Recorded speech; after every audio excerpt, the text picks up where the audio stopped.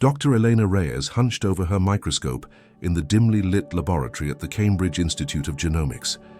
Rain pattered against the windows as the autumn evening settled over the campus. Her eyes burned from staring at genetic sequences for the past 14 hours. But something in the data kept her from leaving, a pattern that shouldn't exist. "You're still here?" Dr. Marcus Chen appeared at the doorway, his lab coat wrinkled from a long day of work. "It's nearly midnight." Elena straightened her back, wincing at the stiffness in her shoulders. "I found something in the Uzbek samples. Come look at this." Marcus approached reluctantly, clearly eager to head home, but his professional curiosity won out. He leaned over Elena's shoulder as she pointed to her computer screen displaying complex genomic data. "See this sequence here? It repeats in exactly the same pattern across all 37 samples. That's statistically impossible with natural genetic drift." Her finger traced along a section of the genetic readout. "And it doesn't code for any known protein." Marcus frowned, his exhaustion momentarily forgotten. "Could be contamination." "I thought so too. Ran it 3 times with different methodologies. Same result." Elena pulled up another screen. "And here's the kicker. I cross-referenced with the Global Genome Database. This exact sequence appears in every human population we have records for, but not in any other species on Earth. Not even our closest primate relatives. That's unusual." Marcus pulled up a chair, now fully engaged. "Non-coding DNA isn't uncommon, though. Most of our genome is junk DNA." Elena shook her head. "This isn't random junk. The pattern is too precise, too consistent. It's like..." She hesitated, aware of how it would sound. "It's like someone placed a signature in our genetic code." "A signature?" Marcus raised an eyebrow. "You're not suggesting..." "I'm not suggesting anything yet." Elena cut him off, though the implications had been keeping her awake for days. "I'm just saying we need to investigate this anomaly. I've already requested additional samples from diverse populations." The lab fell silent except for the soft hum of equipment. Outside, the rain intensified, streaming down the windows. "If this holds up, what exactly are you thinking?" Marcus finally asked, his voice quieter now. Elena hesitated. Her reputation as a serious scientist had been built over 20 years of meticulous research. One wild speculation could undermine it all. "I'm thinking we need more data before drawing conclusions." Marcus nodded, but his eyes narrowed. He'd known Elena for a decade, long enough to recognize when she was holding back. "Sure, more data, but off the record. What's your gut telling you?" She swiveled her chair to face him directly. "Off the record, my gut is telling me this sequence was engineered. It has hallmarks of deliberate design, error correction mechanisms, symmetrical patterns. Nature doesn't typically work this way." "Engineered by whom?" The question hung in the air between them. Elena shrugged, uncomfortable with the direction of their conversation. "Could be ancient technology we don't understand yet. Early genetic manipulation experiments that were more advanced than we realized. Or," Marcus pressed, "or something else entirely." She turned back to her computer, signaling an end to the speculation. "Listen, I've applied for expanded research funding. If approved, I want you on my team. Your expertise in evolutionary genetics would be valuable." Marcus nodded slowly. "Send me the proposal. I'll look it over tomorrow." After Marcus left, Elena remained in the lab, staring at the sequence that had consumed her thoughts. She hadn't told him everything, particularly about the mathematical properties she'd discovered embedded in the pattern. Properties that resembled an encryption algorithm more than biological evolution. 3 weeks later, Elena's funding was approved. What began as a small research project expanded into a dedicated team operating from a newly allocated wing of the institute.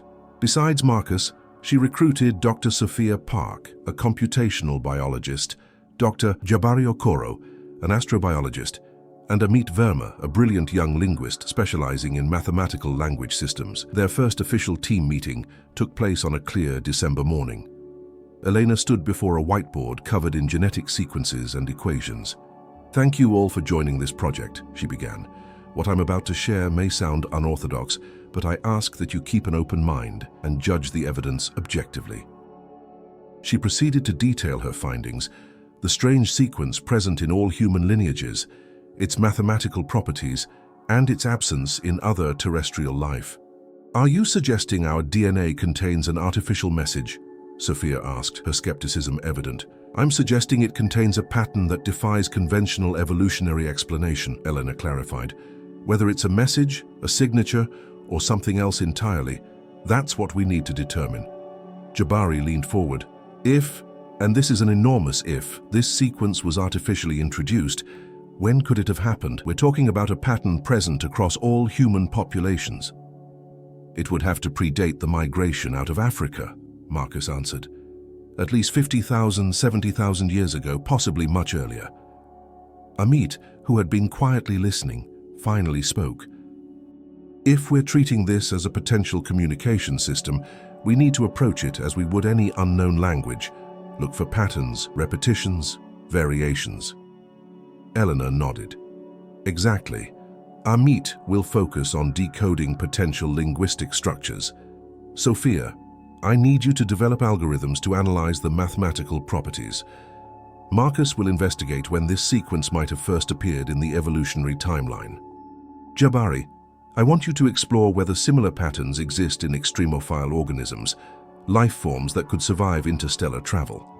The team exchanged glances, a mixture of excitement and skepticism on their faces. Elena understood their reservations. She shared many of them herself. Yet the data was compelling enough to warrant investigation, regardless of where it led. One more thing, Elena added. Until we have conclusive findings, this research remains confidential. Speculation about extraterrestrial involvement in human evolution would attract unwanted attention and potentially damage our scientific credibility. As the meeting concluded and her team dispersed to begin their assignments, Elena remained in the conference room, gazing out the window at the Cambridge campus below. Students rushed between buildings, wrapped in winter coats, living their lives unaware that the very definition of humanity might be on the verge of changing forever. Her phone buzzed with a message from an unknown number. We need to talk about what you found, not over the phone. Check your email for a location. Come alone. Elena stared at the message, a chill running through her that had nothing to do with the winter air. Someone else knew. But how? She had been extremely careful about security protocols. The only people with access to her findings were in this building. She debated ignoring the message, but knew she wouldn't. The scientist in her needed answers, even if they came with risks. Her email notification chimed, and she opened it to find coordinates and a time, 8 p.m. tonight. The location appeared to be a public park just outside the city. As darkness fell over Cambridge that evening, Elena pulled her coat tighter against the cold and headed toward a meeting that might either validate her discovery or confirm her growing fear that some truths are too profound to be freely explored. The park bench was damp from earlier rain, but Elena sat anyway, checking her watch for the third time in 5 minutes. 8:07 p.m. Her breath formed small clouds in the chilly air as she scanned her surroundings, second-guessing her decision to come alone. Dr. Reyes. The voice came from behind her. She turned to find a tall man with silver-streaked hair wearing an unremarkable gray coat. Nothing about him suggested government or corporate affiliation. No earpiece, no obvious bulges of concealed weapons, just a leather messenger bag slung across his shoulder. I'm Dr. Malcolm Reed, theoretical physicist. May I?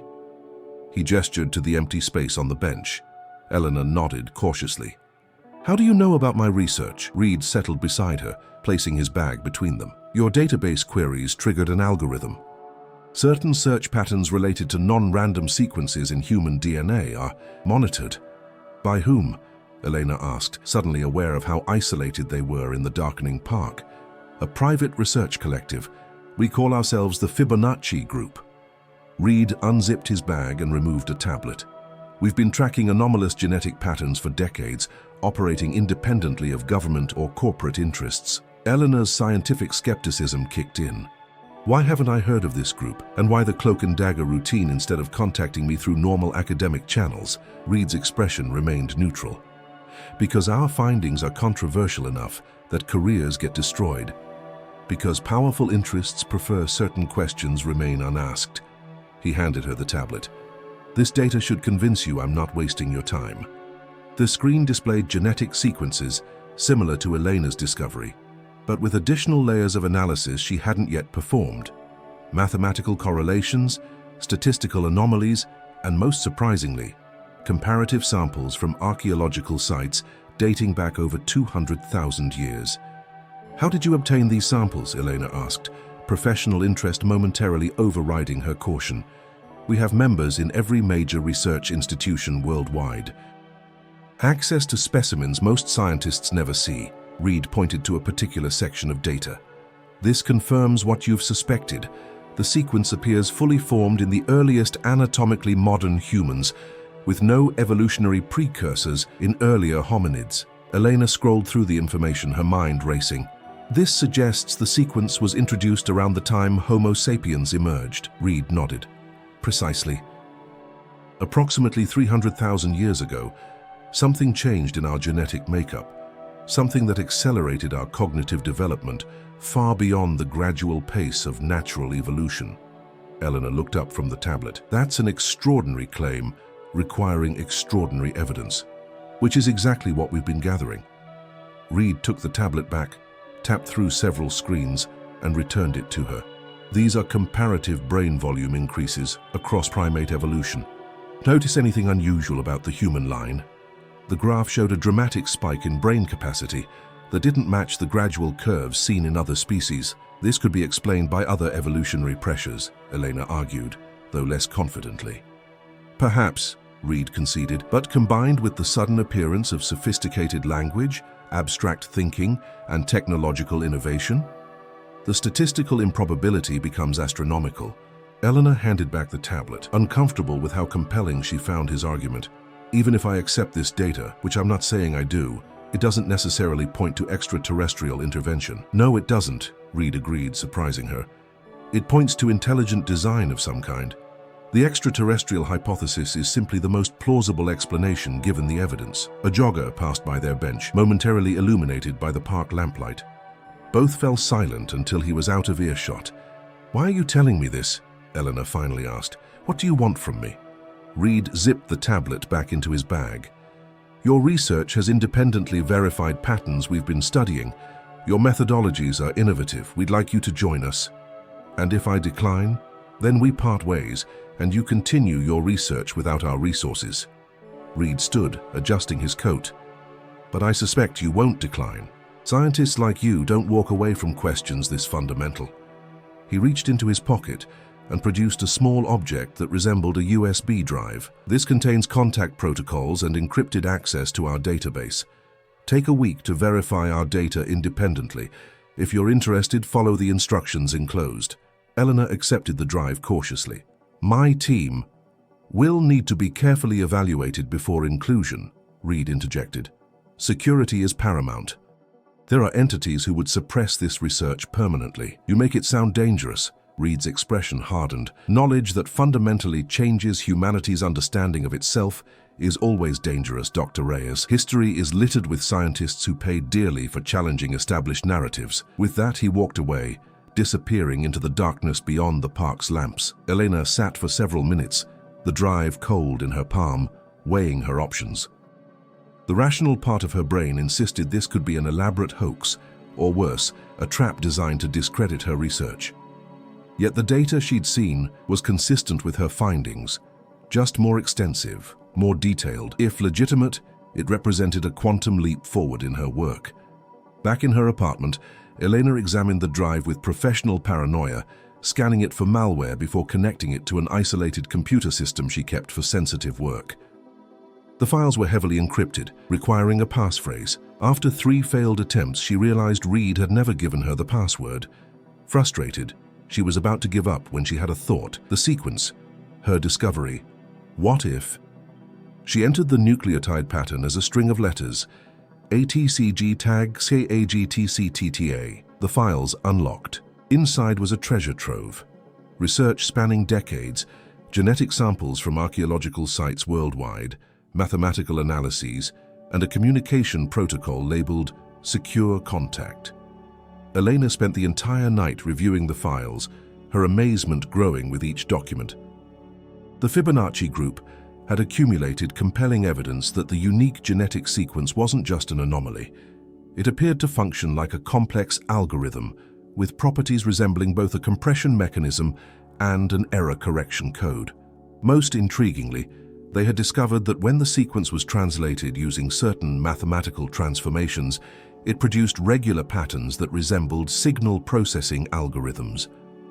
By dawn, Elena had reached a decision. She would continue her official research with her team at Cambridge, focusing on the scientifically defensible aspects. Simultaneously, she would establish contact with the Fibonacci group to explore the more speculative implications. The following week passed in a blur of activity. Elena guided her team through conventional research approaches, carefully gauging their reactions and reliability.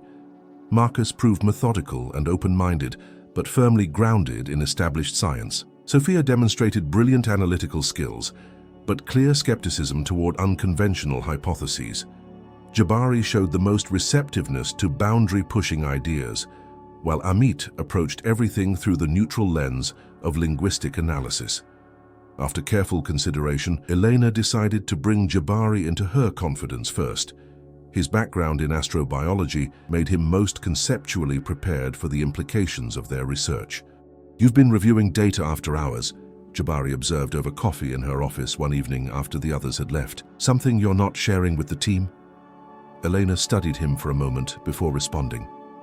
"If I were exploring a hypothesis too controversial for mainstream science, would you want to know?" Jabari set down his coffee. "This is about the extraterrestrial origin theory, isn't it?" Elena tensed. "What makes you say that?" "Because it's the logical extension of our findings." Jabari leaned forward. "The sequence doesn't match evolutionary patterns, contains mathematical properties beyond natural selection, and appears suddenly in the human lineage. I've been in astrobiology long enough to recognize the implications, even if we're not discussing them openly." Elena felt a weight lift from her shoulders. "I've come across additional data supporting these conclusions from sources outside our institution. The person who contacted you last week." When Elena looked startled, Jabari smiled. "I noticed the change in your behavior after that day, more cautious, more focused." "There's a research collective that's been studying this phenomenon for decades," Elena admitted. "They call themselves the Fibonacci group." Jabari's expression remained carefully neutral. "And you trust them?" "I'm verifying their data independently, but what I've seen so far is compelling." Elena described her meeting with Reed and the information he'd shared, carefully watching Jabari's reaction. To his credit, he listened without interruption, asking clarifying questions rather than dismissing the scenario outright. "If true," he finally said, "this would represent the most significant scientific discovery in human history." "Which is exactly why we need to proceed with extreme caution," Elena emphasized. "Extraordinary claims require extraordinary evidence," Jabari finished. "I understand the stakes." Elena opened her desk drawer and removed a small drive identical to the one Reed had given her. "I've prepared this for you. It contains selected files from their database. Review them, analyze them, try to disprove them. I need your objective assessment." Jabari accepted the drive with appropriate gravity. "And the others?" "Not yet. We need absolute certainty before expanding the circle." As Jabari left her office, Elena turned to the window, watching the campus lights illuminate the early evening darkness. The sensation of standing at the threshold of a monumental discovery was both exhilarating and terrifying. Her secure phone, purchased specifically for Fibonacci communications, vibrated with an incoming message. "Second data package available. New samples from Antarctic ice core confirm sequence predates human migration patterns. Extraction team compromised. Security protocols initiated. Remain vigilant." Elena stared at the message, a chill running through her veins.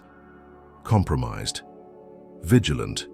The academic detachment she'd maintained suddenly gave way to the reality that they were potentially uncovering information some would consider threatening. For the first time, she questioned whether the truth, whatever it might be, was worth the risk of pursuing it. 3 months into the research project, Elena's official team had made remarkable progress documenting the anomalous genetic sequence.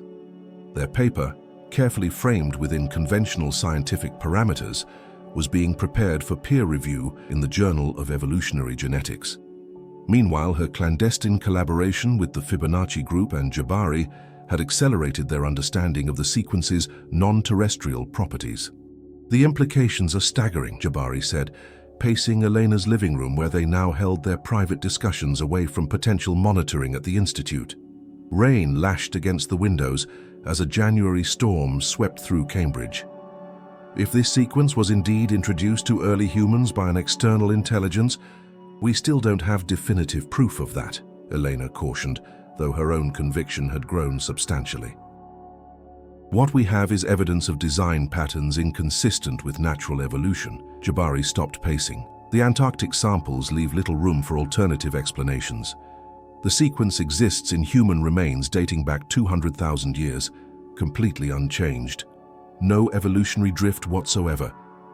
Elena nodded, turning to her laptop where she'd been analyzing the latest data from the Fibonacci group. The mathematical properties are even more compelling. When we apply the transformation algorithms Reed provided, the sequence displays properties similar to quantum error correction codes. Technology far beyond what existed on Earth during human evolution, Jabari added, or even what exists now. A notification appeared on Elena's secure phone, a message from Reed requesting an urgent meeting. The timestamp indicated it had been sent hours ago, but she'd been so absorbed in her analysis, she hadn't noticed. Reed wants to meet tonight, she told Jabari, checking the time. In an hour, actually. I should come with you. Elena hesitated. The protocols specify solo contact. The protocols didn't anticipate a compromised extraction team either, Jabari countered. Something's changed in their security situation. You shouldn't go alone. After a moment's consideration, Elena nodded. Stay back as backup. If anything seems wrong, contact Marcus using the emergency protocol we established. The meeting location was an old boathouse along the River Cam, isolated enough for privacy, but public enough to discourage foul play. Elena arrived first, the gravel crunching under her boots as she approached the weathered wooden structure. Wind whistled through gaps in the boards, and the river gurgled against the shore. Reed was already inside, his silhouette visible through the grimy windows. When Elena entered, she immediately sensed something was wrong. Reed's normally composed demeanor had given way to visible tension. "You're in danger," he said without preamble. "Your official research has drawn attention." "What kind of attention?" Elena asked, suddenly grateful for Jabari's presence nearby. Reed pulled out his tablet, showing her surveillance photos of a man in a dark suit outside the Cambridge Institute. This individual works for a private security firm with government contracts. They specialize in information containment. Containment, Elena echoed, not liking the implication. There are powerful interests who believe certain knowledge should remain controlled, Reed explained. Your research paper, even with its conservative framing, contains enough to alert those with the right background. Elena frowned. It's pure science, no speculation about origins. It doesn't matter. The pattern you've identified, when combined with other research in the field, points toward a conclusion that challenges humanity's place in the cosmos. That makes it a security concern for some. Reed placed a small device on the table between them, a signal jammer, Elena realized. 3 of our researchers have had their labs raided in the past month, equipment seized, data confiscated under various pretexts, national security, public health concerns, regulatory violations, all fabricated. Elena felt a surge of alarm. What about my team? For now they're watching, not acting, but once your paper enters peer review, that will likely change. Reed's expression softened slightly. We need to accelerate our timeline. The Fibonacci group has a secure facility in Norway where we can continue the research without interference. You want me to abandon my position, my team? Elena shook her head. There has to be another way. Your official research has served its purpose, establishing the existence of the sequence through conventional channels. The next phase requires resources and security we can't provide while you remain at Cambridge. Elena stood, needing to move as she processed this development. I need time to think, and I won't leave without Jabari. Reed looked surprised. Dr. Okoro, you've brought him into this? He figured much of it out independently. I trust him completely. Reed didn't look pleased but nodded reluctantly. Assess your situation carefully. If you decide to join us, use the emergency protocol in your secured files. You'll have 48 hours from activation to reach the extraction point. As Reed prepared to leave, he paused at the door. One more thing. We've made a breakthrough in the sequence analysis. He handed Elena a small drive. This contains our findings. Review it securely. It will help you understand what's at stake. After Reed departed, Eleanor waited 10 minutes before leaving the boathouse. Jabari emerged from the shadows of a nearby willow tree, and she quickly briefed him on the conversation. "Do you trust him?" Jabari asked, as they walked briskly back toward town, staying alert for any signs of surveillance. "I trust the data," Elena replied, "which means we need to see what's on this drive immediately." Back at Elena's apartment, they connected the drive to her secure system. What they found left them speechless. The Fibonacci group had successfully transformed the genetic sequence into a complex three-dimensional structure that, when properly rendered, created a detailed star map. More astonishingly, they had identified the stellar configuration as a specific region near the Cygnus constellation, with one particular star system highlighted through repeating patterns in the code. "This is..." Jabari struggled to find words. "An address," Elena finished, staring at the rotating holographic display. "Embedded in our DNA since the emergence of modern humans." The implications were staggering, not just evidence of external intervention in human evolution, but a specific pointer to its origin, a breadcrumb trail left by whoever had modified our ancestors. "We need to verify this independently," Elena said, recovering her scientific caution. "It could be a misinterpretation, or it could be exactly what it appears to be," Jabari countered. "A message across time waiting until we evolved the technology to read it." They worked through the night, verifying the mathematical transformations, checking the astronomical calculations. By morning, they had confirmed the Fibonacci group's analysis. The sequence, when properly decoded, did indeed map to specific coordinates in space. Elena's secure phone chimed with an urgent message from Marcus. "Institute security conducting unscheduled equipment audit, targeting our lab specifically. Call immediately." "It's starting," she told Jabari, showing him the message. Reed was right. They quickly encrypted their findings and wiped the secure system. Elena called Marcus while Jabari gathered their essential research materials. "What exactly is happening?" she asked when Marcus answered. "A security team arrived an hour ago," Marcus explained, sounding confused. "They're documenting all our equipment, reviewing access logs, asking about our methodologies. They claim it's a routine compliance check, but Sophia says she overheard one of them asking specifically about the DNA sequence patterns. Don't volunteer any information," Elena instructed. "Stick to our published research parameters. I'll be there as soon as possible." After hanging up, Elena turned to Jabari. "We need to make a decision now. Stay and face potential research suppression, or leave with the Fibonacci group and pursue the truth." Jabari considered for only a moment. "I became a scientist to discover the unknown, not to have truths dictated to me. I vote we go." Elena nodded, having reached the same conclusion. "We'll go to the Institute now, act normally, retrieve any critical data they haven't secured yet, and make our decision about the extraction protocol tonight." At the Institute, they found the atmosphere tense. Two men in suits watched from the corridor as Elena's team attempted to continue their work amid the disruption of the audit. "Dr. Reyes," one of the men approached as she entered the lab. "I'm Daniel Hargrove, Department of Scientific Oversight. We have some questions about your research protocols." "Of course," Elena replied with forced pleasantness, "though I'm curious why our lab was selected for this detailed review." Hargrove smiled without warmth. "Random selection for compliance verification, standard procedure. For a department I've never heard of before today." The smile disappeared. "Your work touches on matters of potential national security interest. We're simply ensuring all proper protocols are being followed." While Elena engaged Hargrove in careful conversation, revealing nothing of significance, Jabari discreetly backed up crucial data that hadn't yet been transferred to their secure systems. Sophia and Marcus exchanged concerned glances, clearly sensing something beyond a routine audit was occurring.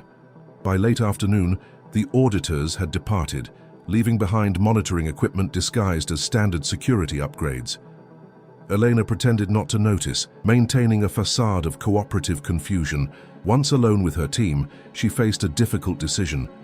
Marcus and Sophia deserved the truth, or at least as much of it as would keep them safe. But including them further could put them at risk. "Something's happening that I can't fully explain right now," she told them in the privacy of her office after sweeping for listening devices. "Our research has attracted attention that may not have the advancement of science as its primary goal. Government suppression, Marcus asked, looking troubled. Possibly. Or private interests with government connections. Elena chose her next words carefully. I may need to step away from the Institute temporarily. If I do, I need you both to continue the official research exactly as documented in our protocols. Nothing more, nothing less. Sophia's eyes narrowed. You've found something beyond what we've discussed as a team, haven't you? Elena met her gaze steadily. I've explored some theoretical implications that require further investigation before they can be properly evaluated. The extraterrestrial hypothesis, Marcus stated flatly. That's what this is really about. Elena didn't confirm or deny it. What matters is preserving the scientific integrity of our confirmed findings, regardless of their ultimate implications. Can I count on you both to maintain the research in my absence? After a moment of tense silence, both nodded, though their expressions revealed a mixture of concern and curiosity. That night, Elena and Jabari activated the Fibonacci group's extraction protocol. Within hours, they received confirmation. A private charter flight would be waiting at a small airfield outside Cambridge the following evening. As Elena packed essential items in her apartment, carefully selecting only what wouldn't suggest a planned departure, she paused to look at the night sky visible through her window. Somewhere in the direction of Cygnus was a star system potentially connected to humanity's origins, or at least to an intelligence that had shaped our evolution. The scientific implications were world-changing, but even more profound were the philosophical questions. Who were they? Why did they intervene in our development? And most importantly, what did they want us to do with this knowledge once we discovered it? As dawn broke over Cambridge, Elena finalized her preparations for a journey that would take her far from the academic world she had known, toward answers that might reshape humanity's understanding of its place in the cosmos. 1 year after leaving Cambridge, Elena stood at the observation window of the Fibonacci Group's research facility, nestled in the Norwegian mountains. Snow blanketed the rugged landscape, creating a pristine isolation that served their purposes well. The facility, disguised as a private astronomical research center, housed equipment far beyond what had been available to her at the university. The final confirmation came through last night, Jabari announced, joining her at the window. His breath fogged the glass as he handed her a tablet displaying complex datasets and stellar charts. 3 independent observatories have verified the exoplanet signatures in the Cygnus sector, exactly where the genetic code predicted. Elena studied the information, still adjusting to how rapidly their research had progressed once freed from institutional constraints and enhanced by the Fibonacci Group's resources. 7 planets, with the 3rd showing atmospheric composition compatible with carbon-based life. Not just compatible, Jabari corrected, nearly identical to Earth's atmosphere during the early development of complex life forms. The spectroscopic analysis shows oxygen, nitrogen, and trace gases in ratios that suggest deliberate terraforming. Elena handed the tablet back to Jabari, turning to gaze at the mountains beyond the window. So we have confirmation. The star system encoded in human DNA contains potentially habitable worlds, worlds that may be the origin point of whatever intelligence modified our ancestors. Or at least connected to them, Jabari cautioned. We should remain open to multiple interpretations. Their conversation was interrupted by Dr. Malcolm Reed entering the observation room, accompanied by Dr. Layla Nazari, the Iranian quantum physicist who had joined their core team 6 months ago. The signal processing team has made a breakthrough, Reed announced without preamble. Layla's quantum decryption algorithm has unlocked another layer of the sequence. Elena and Jabari followed Reed and Layla to the central research hub, a circular room filled with advanced computing equipment and holographic displays. Several researchers were already gathered around the main projection table, where a complex 3-dimensional structure rotated slowly above the surface. We've been approaching the genetic sequence as a static message, Layla explained, manipulating the holographic controls to highlight specific sections of the structure. But it's actually more like a compression algorithm containing multiple information layers, each unlocked by solving the previous one. The star map was just the first layer, Reed added, a test to confirm we'd developed sufficient technology to proceed to the next stage. Layla tapped a series of commands into the system. When we apply quantum transformations based on entanglement patterns found within the sequence itself, this emerges. The holographic display shifted dramatically, reconfiguring into what appeared to be schematics for a device of some kind. Components flowed and assembled in the projection, revealing a complex machine unlike anything Elena had seen before. "What exactly are we looking at?" she asked, circling the table to view the projection from different angles. "We believe it's instructions for building a quantum communication device," Layla replied. "One capable of faster-than-light information exchange using principles similar to quantum entanglement, but scaled to macroscopic levels." Elena's scientific skepticism surfaced. Faster-than-light communication violates our current understanding of physics. "Our current understanding," Reed emphasized. "The civilization that encoded this information clearly operates with a more advanced framework." Jabari studied the schematics with intense concentration. "A communication device pointing to the Cygnus system, they want us to call them." The implications hung heavy in the air. After a year of research confirming the non-terrestrial nature of the genetic sequence and its embedded star map, they now faced an even more profound development: apparent instructions for establishing contact with whoever had left this message in human DNA. "Most of the components appear constructible with our current technology," Layla continued, "though several elements will require materials and manufacturing techniques at the very edge of our capabilities." "How confident are you in this interpretation?" Elena asked, her scientific caution reasserting itself. 93%, Layla answered without hesitation. "The mathematical signatures are too precise, too intentional to be random or misinterpreted. This is a technological blueprint." Eleanor turned to Reed. "Even if we could build this device, should we? We're talking about initiating contact with an intelligence advanced enough to have manipulated human evolution thousands of years ago." "That's precisely what we need to discuss," Reed replied, gesturing toward the conference room adjacent to the research hub. "The Fibonacci Group's leadership is convening in 1 hour to address exactly that question." The conference room filled with the 12 senior members of the Fibonacci Group, researchers who had dedicated decades to investigating the possibility of extraterrestrial influence on human development. Elena recognized some of them from academic circles, others from private industry and government research institutions. All had abandoned comfortable positions to pursue this truth in secrecy. Dr. Anastasia Volkov, a renowned Russian astrophysicist, opened the discussion.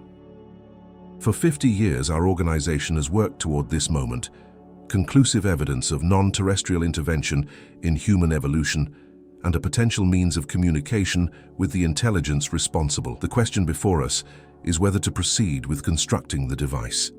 The debate that followed was passionate and thoughtful. Some argued for immediate construction, viewing it as humanity's destiny to establish this connection. Others counseled caution, pointing out the unknowns of such contact. "We don't know their intentions," argued Dr. Jun Wei, a quantum physicist from Singapore. "Advanced technology doesn't equate to benevolence. History is filled with technologically superior civilizations destroying less advanced ones. But they've already demonstrated long-term interest in our development," countered Dr. Gabriela Santos, a Brazilian geneticist. "If their intentions were hostile, why guide our evolution and then leave instructions for contact embedded in our very cells?" Eleanor listened carefully to each perspective before offering her own. "The sequence itself may provide insight into their intentions. It wasn't hidden. It was placed openly in our genome, waiting for us to develop the science to recognize and decode it. That suggests patience and a respect for our natural development." "Or efficiency," Jabari interjected. "Perhaps modifying our DNA was simply the most reliable long-term information storage method, ensuring the message would survive and replicate across generations until we were advanced enough to read it." Reed, who had been quietly observing the debate, finally spoke. "We face 3 choices: build the device and initiate contact, continue research without taking that step, or destroy this knowledge entirely." A heavy silence fell over the room at the mention of the third option. "Destruction of knowledge is not an option," Eleanor said firmly, breaking the silence. "That would betray everything we stand for as scientists and humans. Our responsibility is to understand, not to fear." Dr. Volkov nodded in agreement. "Then we must decide between continued research or active contact. Perhaps we should vote."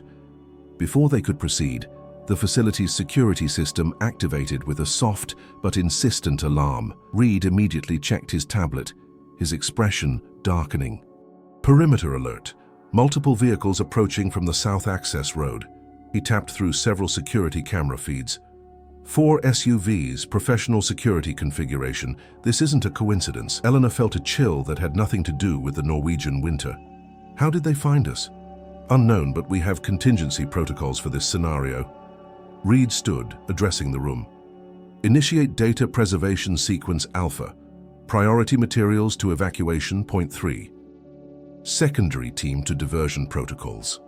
The room erupted into coordinated activity. Despite the urgency, there was no panic, just the efficient execution of clearly rehearsed procedures. The Fibonacci group had prepared for this possibility. Elena, Jabari, Layla, you three need to evacuate with the core research data, Reed instructed. The quantum communication blueprints are the priority. Everything we've learned must survive, even if the facility doesn't. What about you? Eleanor asked as she helped Layla transfer their findings to specialized encrypted drives. I'll coordinate the diversion team. We'll ensure you have time to reach the extraction point. Reed's tone left no room for argument. Dr. Volkov will guide you through the mountain passage. Within 15 minutes, Elena found herself following Dr. Volkov through a narrow tunnel carved into the mountain behind the research facility. Jabari and Layla followed, each carrying secure cases containing their most critical findings and equipment. This passage leads to a concealed hangar 2 kilometers from the main facility, Volkov explained as they hurried through the dimly lit tunnel. A helicopter is waiting to transport you to a secure location in Tromsø. From there, you'll take separate routes to our backup facility. And the others? Jabari asked. They'll evacuate through alternative routes after initiating countermeasures to delay whoever is coming. Volkov's breath formed small clouds in the cold air of the tunnel. The Fibonacci group has survived attempts to suppress our research for decades. We are well prepared. Elena glanced back toward the facility they were leaving behind. All those years of work are preserved in what you're carrying, Volkov reminded her. The knowledge is what matters, not the buildings. They reached the hidden hangar 30 minutes later, emerging into a cavernous space where a sleek helicopter waited with rotors already spinning. A pilot signaled urgently for them to board. As they settled into the aircraft, Elena's secure phone vibrated with a message from Reed. Facility compromised. Diversion successful. All personnel evacuating. Proceed to secondary rendezvous as planned. 72-hour communications blackout initiated. The helicopter lifted off, banking sharply as it emerged from the concealed mountain exit and accelerated toward the north. Through the window, Elena could see distant vehicles converging on the research facility they'd abandoned. Whoever had found them had committed significant resources to the operation. Who are they? Layla asked, echoing Elena's thoughts. Government? Private interests? Likely both, Volkov replied grimly.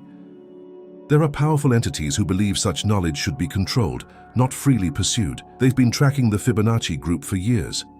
As the helicopter carried them over the snow-covered Norwegian wilderness, Elena found herself reflecting on how far they had come, from an anomalous sequence observed in her Cambridge laboratory to confirmed evidence of extraterrestrial influence on human evolution and now blueprint instructions for communication with that distant intelligence. The stakes had grown exponentially. This was no longer just an academic pursuit, but potentially the most significant turning point in human history since the development of language or agriculture. The responsibility weighed heavily on her. 3 weeks later, Elena, Jabari, and Layla had established themselves in the Fibonacci Group's backup facility, a converted industrial complex on the outskirts of Kyoto, Japan, disguised as a private technology incubator.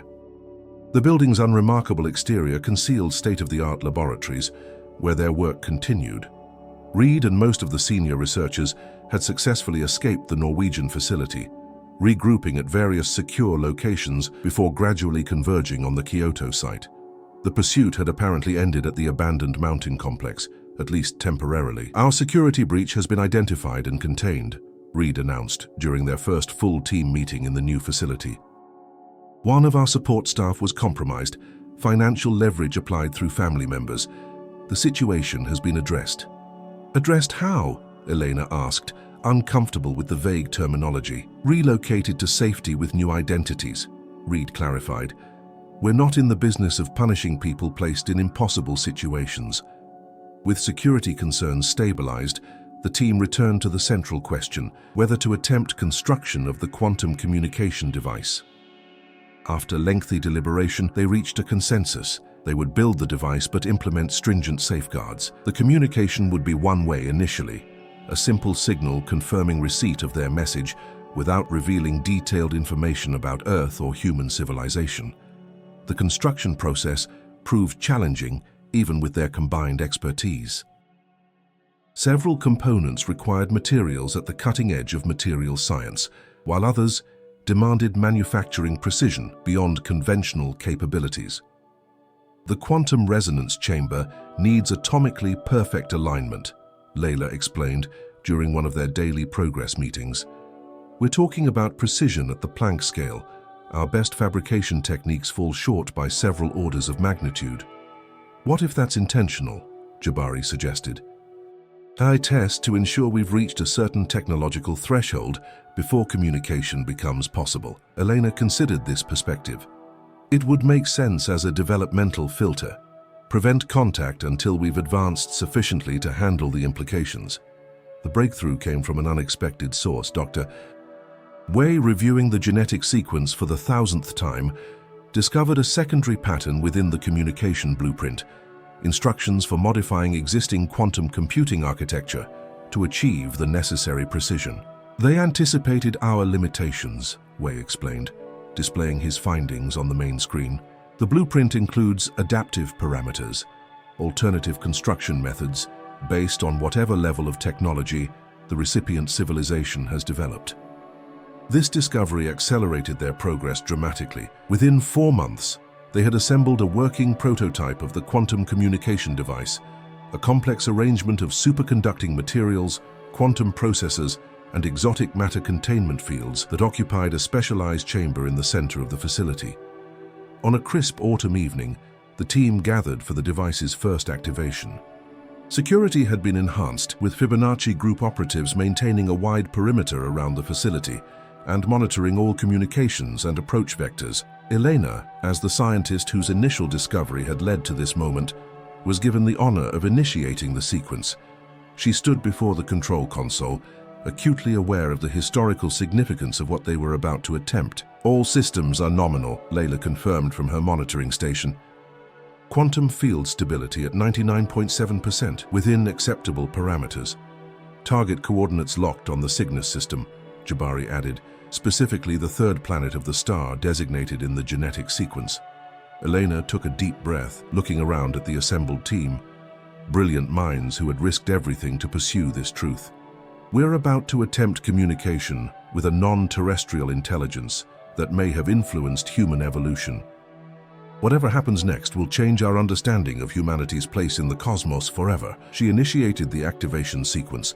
The device hummed to life, quantum fields shimming visibly within the transparent sections of the apparatus. Displays showed energy patterns flowing through the system, converging toward the transmission module. The air seemed to thicken with potential as power levels reached their peak. A brilliant pulse of energy surged through the device, and for a split second, Eleanor could have sworn she saw mathematical patterns forming in the air itself, complex geometries that seemed to exist in more dimensions than the human eye could comprehend. Then silence. Transmission complete, Layla confirmed, checking her instruments. Signal successfully directed toward the target coordinates. Now we wait, Reed said quietly. They had calculated that if the recipients used similar quantum principles, the communication could theoretically reach the Cygnus system instantaneously, transcending conventional light speed limitations. If they responded using the same technology, there would be no delay. Minutes passed in tense silence. Instruments monitored for any response across the quantum spectrum they had accessed. Nothing. Perhaps they're gone, someone suggested after 30 minutes had passed. The civilization could have vanished in the thousands of years since they modified our ancestors. Or they're deliberating on whether to answer, Jabari countered. We should give it time. As the 1-hour mark approached, Elena began to wonder if they had misinterpreted the blueprints entirely. Perhaps what they thought was a communication device served some entirely different function.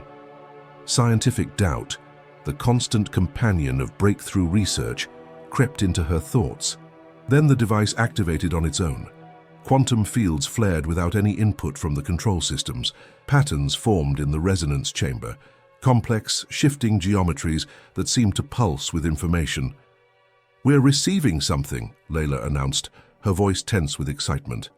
Quantum data stream, massive information density. The facility's computers struggled to process the incoming data.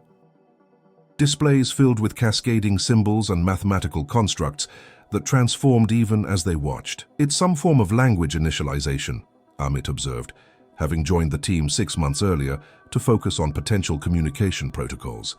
"I think they're establishing a common mathematical framework for translation." For 3 hours, the team worked frantically to interpret the incoming data stream. What gradually emerged was nothing less than a primer for communication, a systematic construction of shared references beginning with universal mathematical constants and building toward more complex concepts. By dawn, they had established a rudimentary translation framework and began decoding the actual message embedded within the mathematical structure. "I think I've got it," Amit finally announced, his voice hoarse from hours of continuous work. The core message, translated through the mathematical framework they provided. He displayed the translated text on the main screen. "We recognize your signal. You have accessed the first key. Your species has fulfilled the initial development parameters established 297,000 Earth years ago. Prepare for the next phase of communication in 30 rotations of your planet. The architects of your potential await dialogue with those who carry their signature."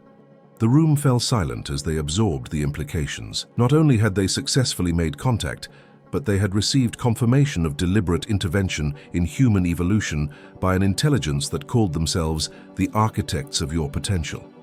"They're still out there," Jabari said quietly. "After all this time, they've been watching, waiting for us to reach this point." "And they want to talk again in 30 days, Elena added, a mixture of scientific excitement and deep uncertainty washing over her. "This is just the beginning." Reed approached the screen, studying the translated message with intense focus. "The first key," he repeated. "That implies others exist." Elena nodded, connecting the pieces. The genetic sequence. It wasn't just a single message, but part of a larger communication protocol. The star map led to the communication device, which has now established initial contact.